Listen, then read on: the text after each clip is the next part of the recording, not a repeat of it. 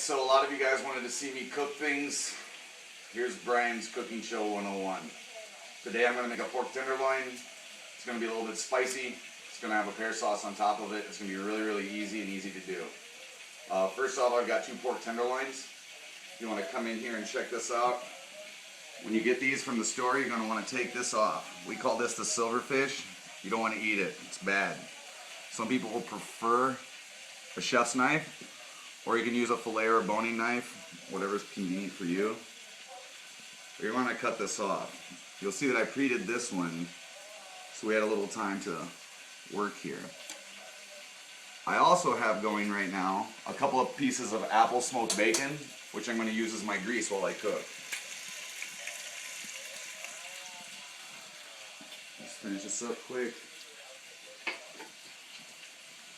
Next thing we're going to do is we're going to take a pork tenderloin, we're going to put it in a smaller container, and I have a pre-made marinade. A lot of people use blackening, seasoning, all sorts of different things. Whatever your marinade you like, that's what you should use. Cooking's not making bombs, we're making food.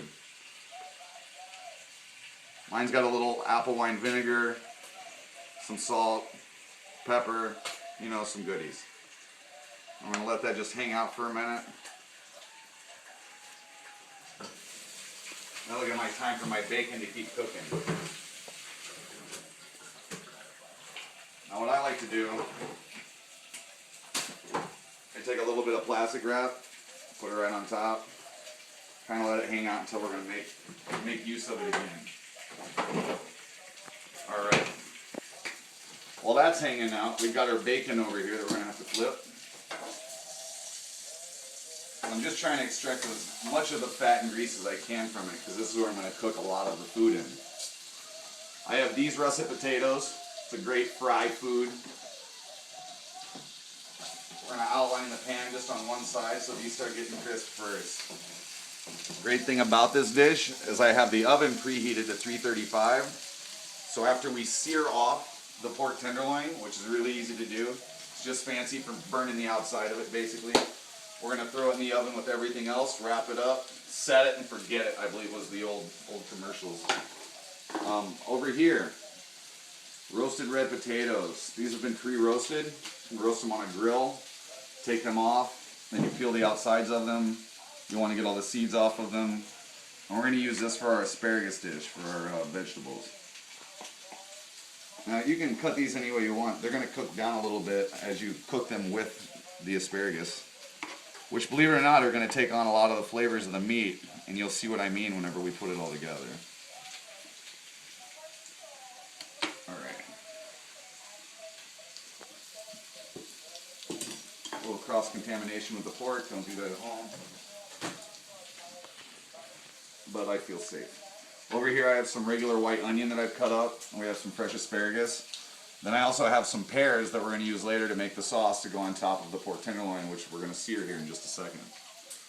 Now I used a lot of different things in my marinades. I had garlic, wild chili peppers, but my sauce is going to consist mostly of champagne, pear, and a little bit of honey and or sugar, and some butter. It's going to be really simple, really easy. It'll go really quick. Now,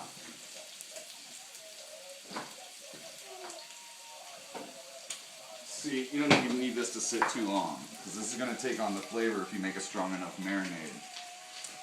The pork, because we'll cook it at a slow temperature, it'll retain a lot of this flavor. Now we're going to crank up the heat to as hot as we can get it before we sear off our beautifully now quick marinated pork tenderloin. Oh, look at these adobo peppers, all sorts of goodies. Like I said, every marinade can be different. It's a personal preference. That's all it is.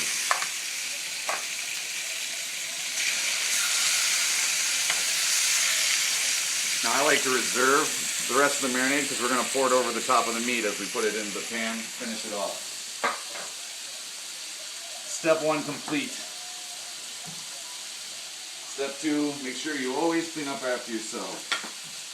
You don't want porky containers by your vegetables. Bad for you. Or so they come.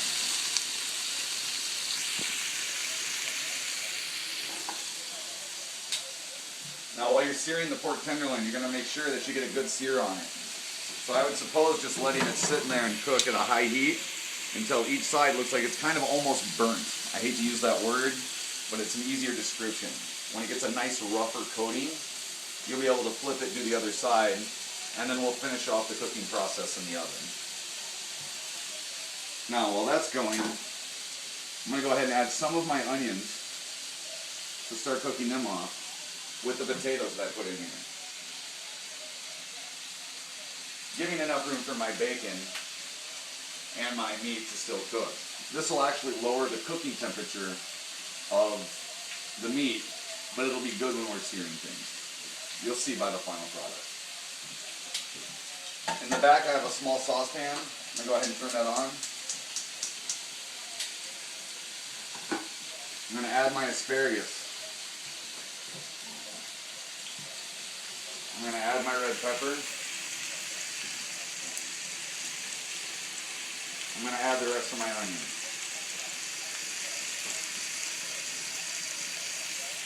Now for spice, traditional, a little salt, a little pepper,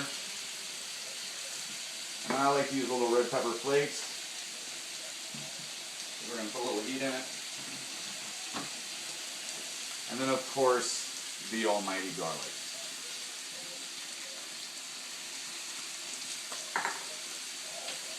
Now for this, I'm going to use a little apple wine vinegar. Just a splash, you don't need too much. You don't want to be overbearing. And water. Not very much either, but it'll give me a quick steam on all of this so I can better cook it in the oven. Now our pork tenderloin is probably ready to be flipped. Not as dark as you'd probably want it. So I'm going to let this guy go for a little longer just to show you what a good sear would look like. Potatoes are still cooking. Bacon's creating the fat and the flavor because we're going to use this pan for all of our cooking needs. This dish costs roughly $25. Didn't take about 10 minutes to prep.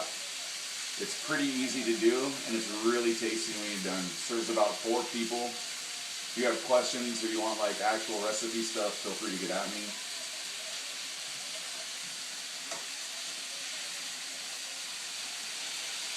Alright.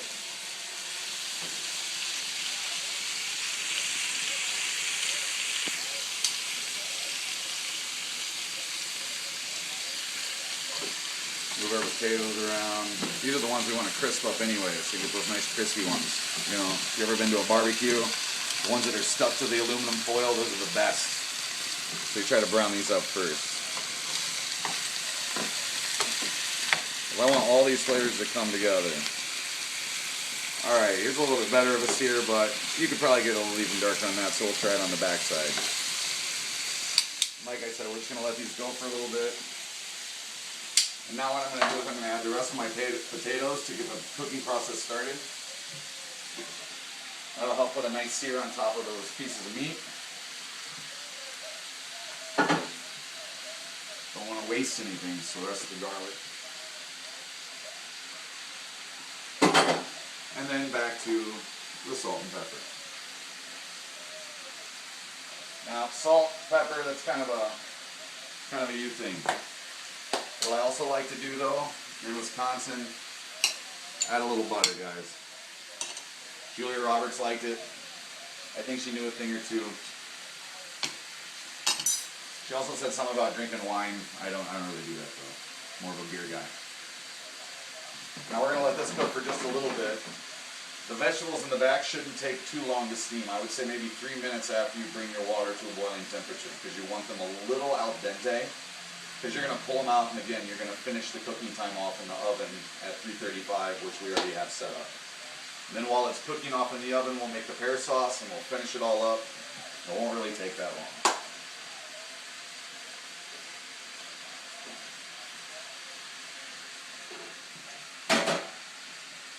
Matter of fact, that's plenty.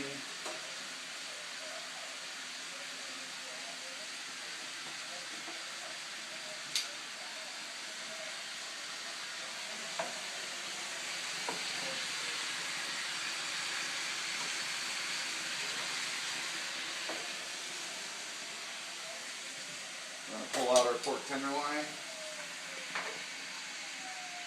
I'm going to let those sit there and rest for just a minute.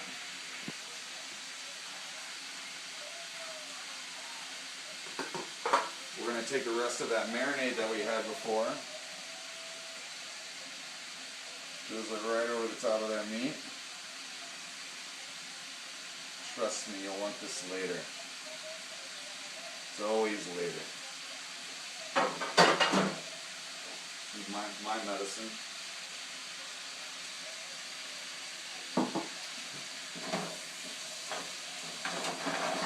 Now, to get a good fried potato, you don't want to use a lot of oil, which is why I didn't add any. I had some from the marinade of the meat before.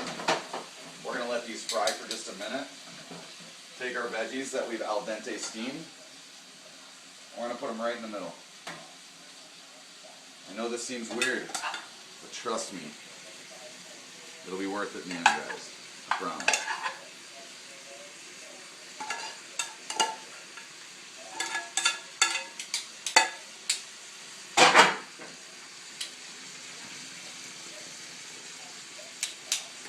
Alright, we've now started to get a good fry on our potato. I'm going to take our bacon, set it off the side here, use it later.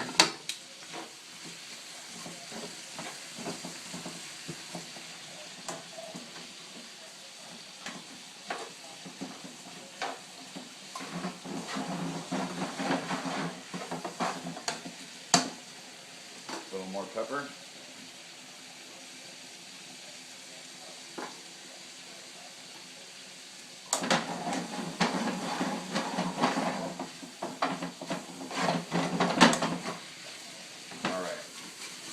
Take these potatoes, put everything right over the top. It's going to insulate that pork, so you're going to cook it at a nice low temperature. Wrap it with aluminum foil. Set it in your oven. In about 30 minutes, you'll have a really good piece of meat and a lot of flavorful veggies and potatoes. While that's cooking,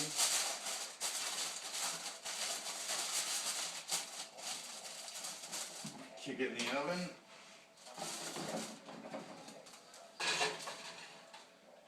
We're going to pause for a commercial break, and then I'm going to do some dishes, and then when we come back I'll make the pear sauce, and then we'll finish it all up. See you soon.